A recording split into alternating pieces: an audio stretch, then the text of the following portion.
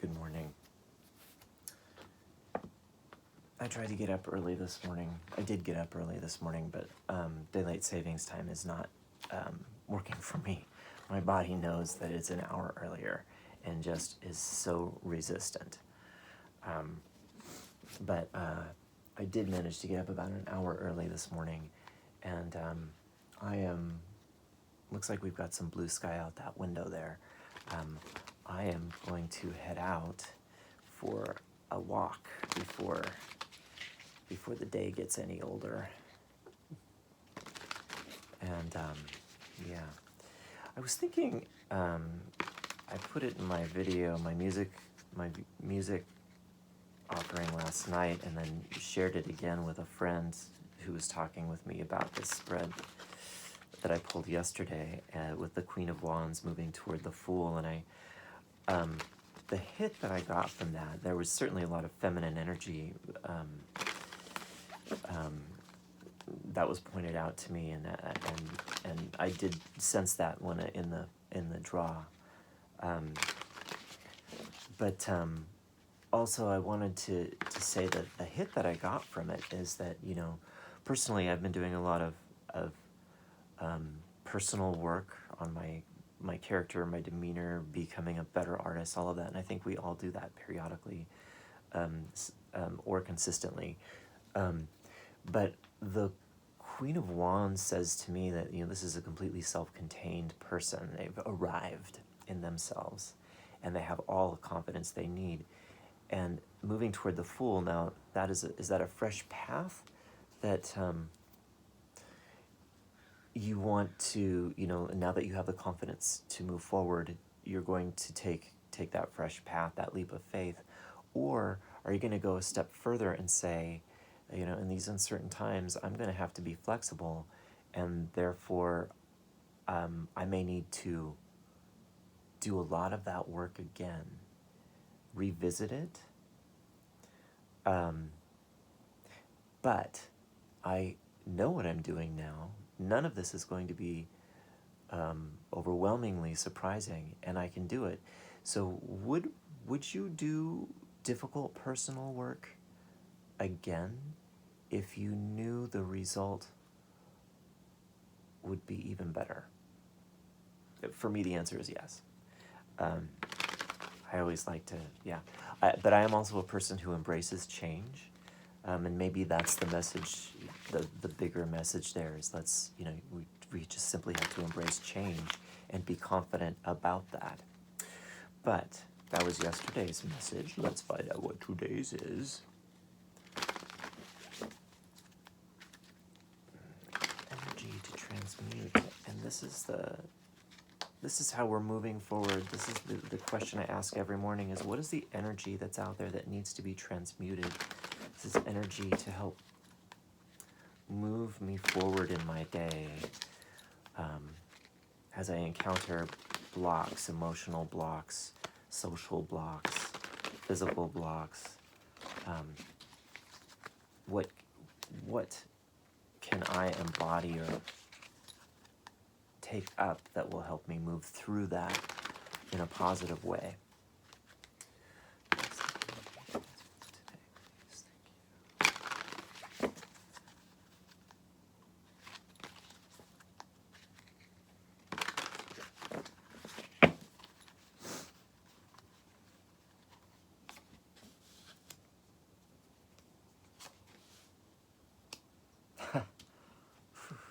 Boy, that came up last night. Wow. Okay, kids, we are on lockdown.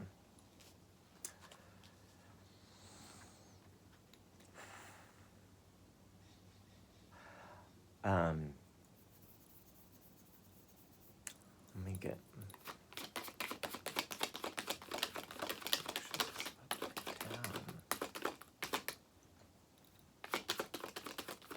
Aha. Guess what? I don't need it. It just came to me. Okay.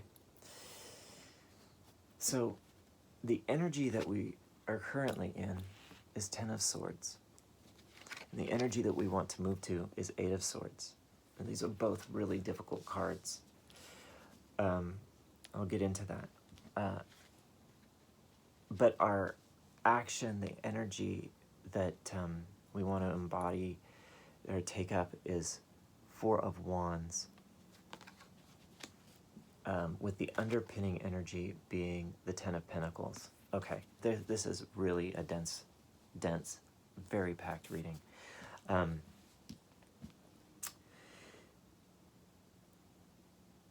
Ten of Swords is the absolute end. It doesn't, that's it. It can be betrayal, it can be a lot of really negative things. It can also be feeling completely defeated, really knocked down.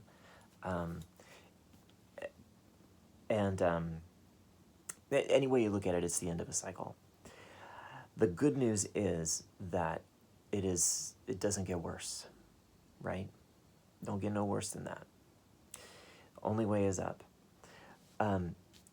So, you know, in a reading, when this comes up for myself or a client, sometimes it's quite welcome. It's like, oh, thank God, we're finally, I mean, this might be really painful, but thank God it doesn't get worse.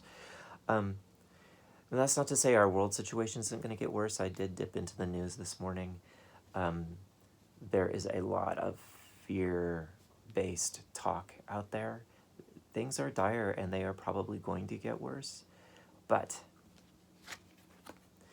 instead of embodying this, oh my God, oh, this is so horrible.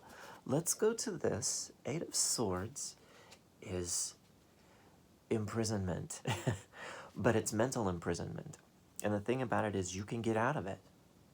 So it's actually a more freeing, when the Eight of Swords comes up in a reading, it's really terrific.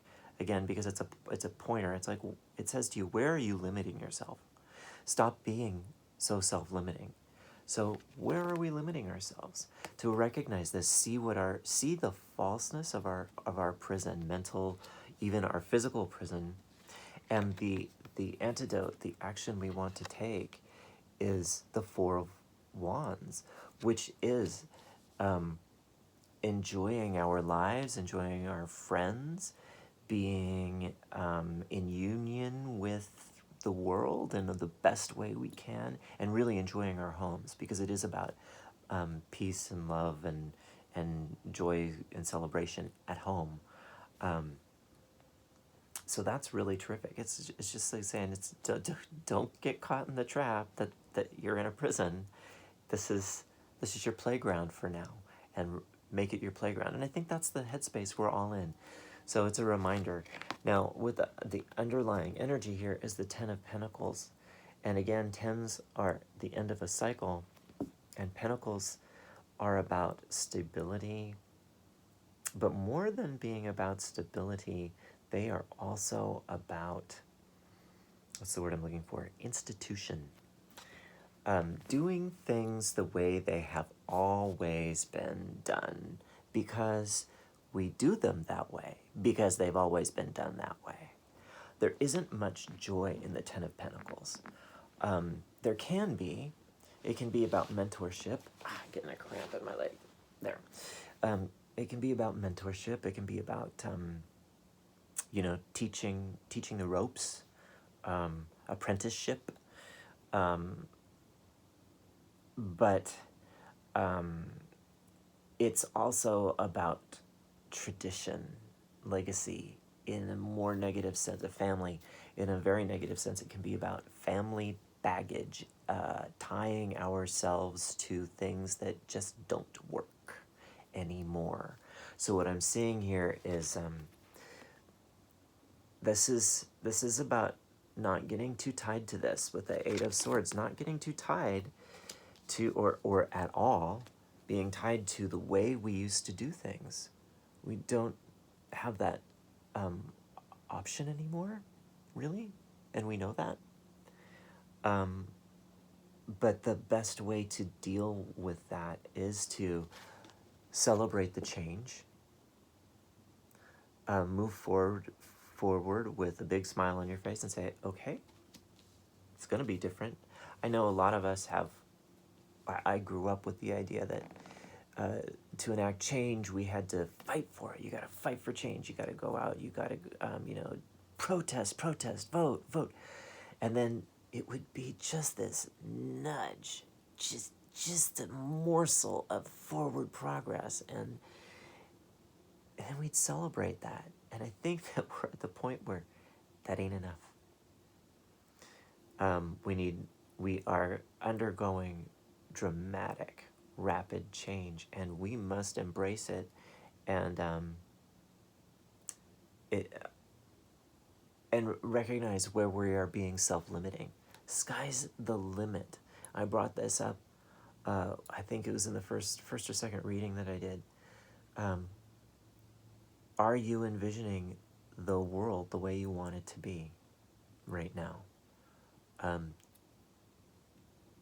We don't know how it's going to happen, but having an idea of what we want and making sure that idea isn't aligned with what has been that doesn't work, right? Having that idea creates a collective vision, and we can manifest it. I know those are funny words to use because there is a sense that things have to be done practically. But maybe that's one of the things I need to let go of, is that things need to be done practically, and that these ideas are far out. We need to visualize them and then come down to earth somehow, because that implies some kind of compromise. And frankly, I brought up in another video, I'd like a world without plastic. I don't feel there's any compromise to be had there. So, visualize the result. Don't worry about the process. The process will reveal itself. I am going to go take my walk. And I will see you this evening with some form of musical offering. Thank you. Have a wonderful day. Don't watch the news too much. Do get your dose of reality. And be well. Be safe. We got some more weeks of this. Okay, bye.